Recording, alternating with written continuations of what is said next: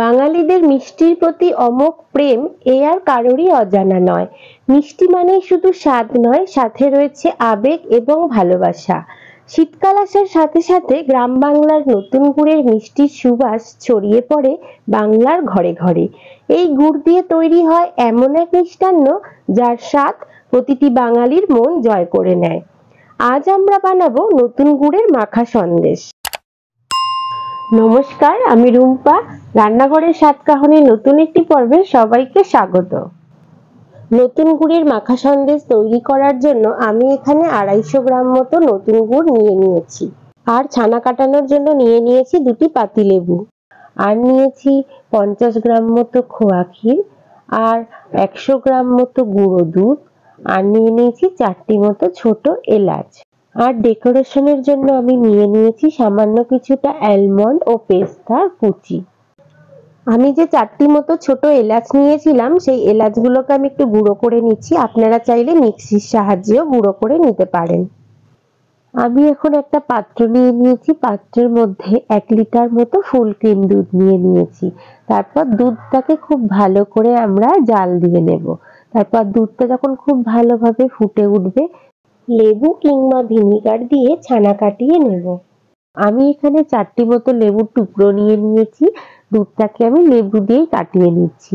আর খুব ভালোভাবে লেবুর রসটাকে দুধের মধ্যে দিয়ে খুব আস্তে আস্তে 2 মিনিট মতো এদিক ওদিক করে নাড়লেই কিন্তু দুধটা সুন্দর কেটে যাবে। দেখুন আমাদের দুধটা সুন্দর কেটে গেছে এবং ছানা বেরিয়ে গেছে। এবার আমরা জলটাকে ছেঁকে নেব। আপনারা দেখতে পাচ্ছেন ছানাটা কিন্তু একদম রেডি হয়ে গেছে। এবার আমরা একটা পাত্র নিয়ে নিয়েছি। পাত্রের ওপরে সুতির কাপড় দিয়ে দিয়েছি।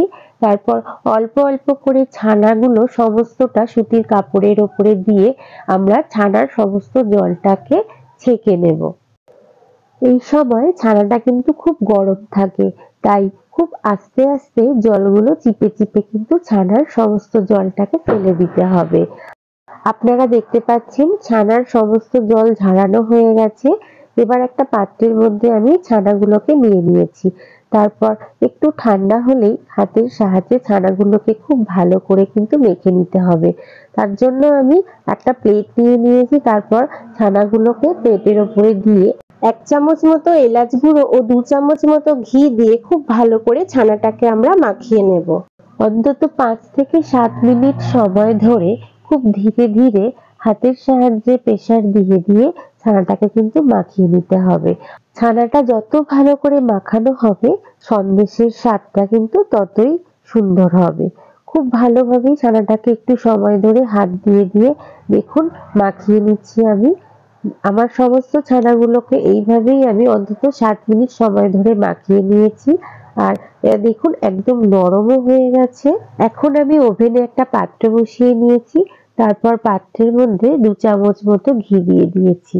তারপর খুব ভালোভাবে ঘিটা একটু গরম হয়ে গেলে সমস্ত ছানাগুলোকে আমি পাত্রের মধ্যে দিয়ে খুব ভালো করে মিশিয়ে নেব ঘিয়ের সাথে। তারপর আমি দিয়ে দেবো এখানে 250 গ্রাম মতো নতুন গুড়। তারপর গুড়টাকেও খুব ভালো করে ছানার সাথে মিশিয়ে নিতে হবে। দেখুন ছানাটা কিন্তু একদম নরম হয়ে গেছে গুড়ের সাথে মেশানোর পর। এবার আমি এখানে দিয়ে দিলাম 100 গ্রাম মতো গুঁড়ো দুধ। গুঁড়ো দুধটাকেও খুব ভালো করে ছানার সাথে মিশিয়ে নিতে হবে। এবং সবশেষে আমি দিয়ে দিলাম এখানে 50 গ্রাম মতো খোয়া ক্ষীর। এই গুঁড়ো দুধ এবং খোয়া ক্ষীর যদি এই মাখা সন্দেশের মধ্যে দেওয়া হয়, মাখা সন্দেশের স্বাদটা কিন্তু দ্বিগুণ বেড়ে যায়। আমাদের সন্দেশের পাক রেডি হয়ে গেছে। এবার একটা পাত্রের মধ্যে আমি সমস্ত মাখা সন্দেশটাকে নিয়ে নেব। তারপর খুব ভালোভাবে পাত্রের মধ্যে আমি সেট করে সন্দেশটাকে কিন্তু বসিয়ে নেব। খুব ভালো করে এটাকে আমরা সেট করে নেওয়ার পর আমরা এখানে সবশেষে দিয়ে দেব ডেকোরেশন করার জন্য কিছুটা অ্যালমন্ড ও পেস্তার কুচি। তারপর 6 থেকে 7 ঘন্টার জন্য এটাকে আমরা ঢাকা দিয়ে রেখে দেব। 6 থেকে 7 ঘন্টা পেরিয়ে গেলেই আমাদের মাখা সন্দেশ কিন্তু একদম রেডি হয়ে যাবে খাওয়ার জন্য। এখন তো শীতকাল পড়েই গেছে, বাজারে নতুন গুড় পাওয়া যাচ্ছে। তাহলে আর দেরি না করে বাড়ির ছোট থেকে বড় সকলের মন জয় করার জন্য বানিয়ে ফেলুন নতুন গুড়ের মাখা সন্দেশ। আজকে আমার নতুন গুড়ের মাখা সন্দেশ কেমন লাগলো? ভালো লাগলে অবশ্যই আমাকে একটা কমেন্ট করে জানাবেন। সেই সঙ্গে লাইক, শেয়ার এবং আমার চ্যানেলে নতুন বন্ধু হয়ে থাকলে সাবস্ক্রাইব করার অনুরোধ রইল। সবাই খুব ভালো থাকবেন, সুস্থ থাকবেন এবং কাছের মানুষকেও ভালো রাখার চেষ্টা করবেন। আবার খুব তাড়াতাড়ি ফিরে আসছি নতুন কোনো রেসিপি নিয়ে। ততক্ষণের জন্য সঙ্গে থাকুন এবং সঙ্গে রাখুন রান্নাঘরের স্বাদ কাহন।